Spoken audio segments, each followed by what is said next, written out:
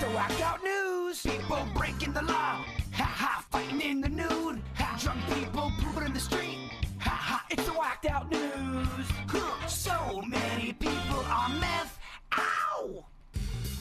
Well, if you're unaware, the Kennedys have a very long history in Palm Beach. Used to have the compound where John Fitzgerald Kennedy would spend a lot of time. They had a bunker for him on Peanut Island during the whole scare that you had for nuclear proliferation and what was going on with the Bay of Pigs.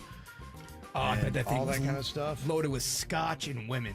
Probably. Yeah.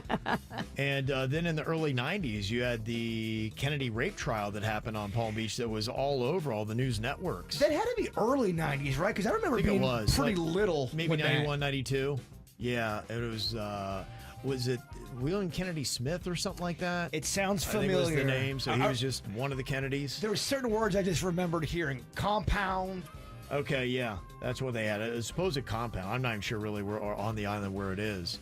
But RFK Jr., Robert Kennedy Jr., who would be the nephew of JFK.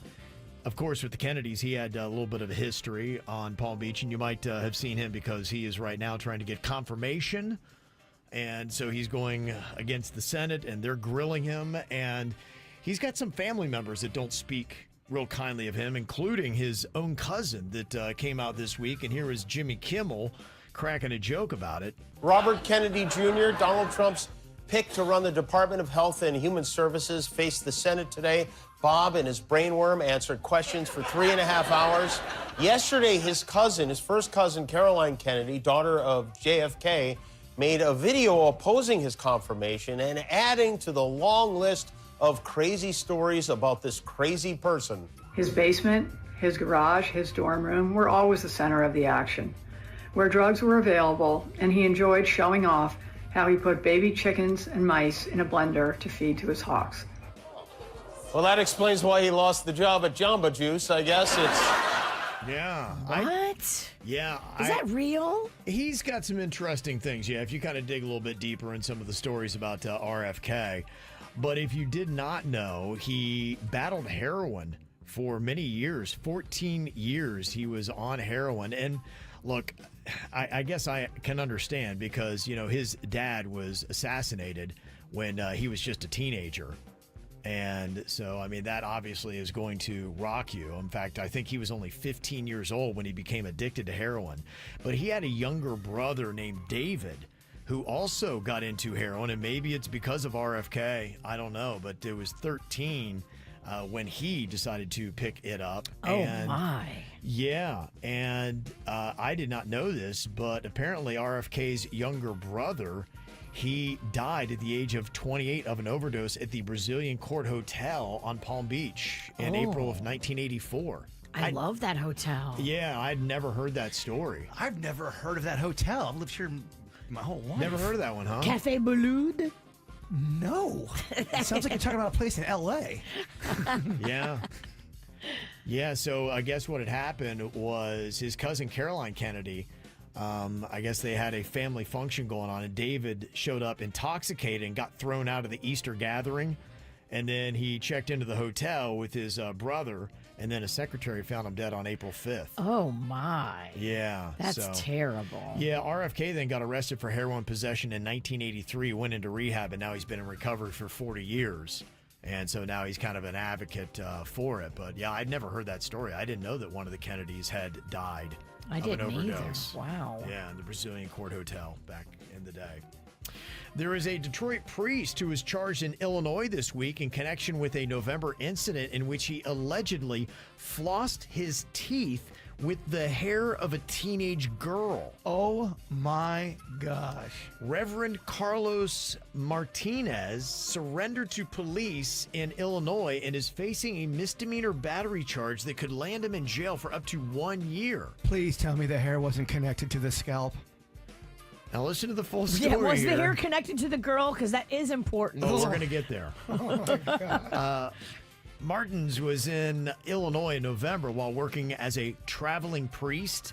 And while there, he allegedly approached the 13-year-old girl about her hair and asked her if she ever flossed her teeth with it. He then picked up some of her hair, placed the hair in his mouth, and then started making a flossing motion with it. Oh, my. So the hair was attached. A short time later, he sat in a pew behind the girl and then began growling at her. Oh my! This is the traveling preacher. This is a traveling priest, yes. Okay. Wow. She's 13, and other witnesses saw it, and they're like, that was really weird and creepy, and now he's under investigation. They're thinking maybe he should not be a priest any longer. He's under investigation. What are we investigating? This guy is a weirdo. He's flossing with someone's Teenage girl hair. We need to not only let him not be a priest, but he also needs to do a little time. And just, I don't know, the term traveling priest, it's got a sound Right. to it. It's like he has to move town to town because he keeps weirding out all the teenage girls. Yeah.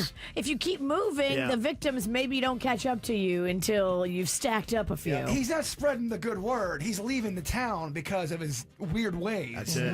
Yeah. Oh, that I will think about that story. Could you imagine a stranger all of a sudden flossing his teeth with your hair? Yeah, and then growling at you. Oh my God!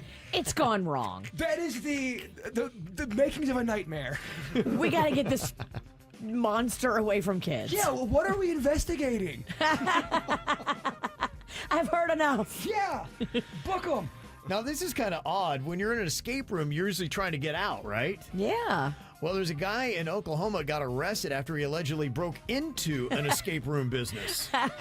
Trying to rob it, probably. This is kind of an unusual situation. Usually the cameras do a real good job on the security part, but somehow he was able to get into the elevator area. Yeah. Good news is he did make it out, but unfortunately, when he did, he was in cuffs.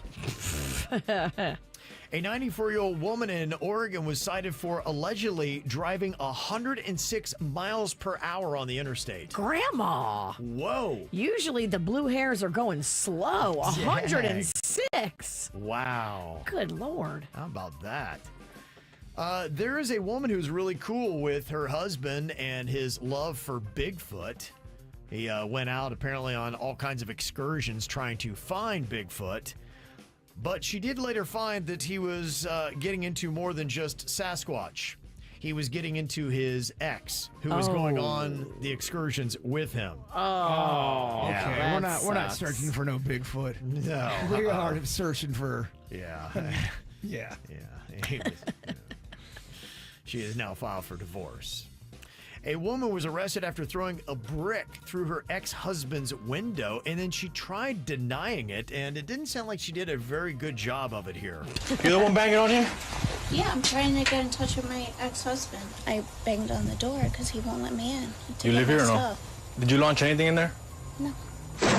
No. You sure? Yes.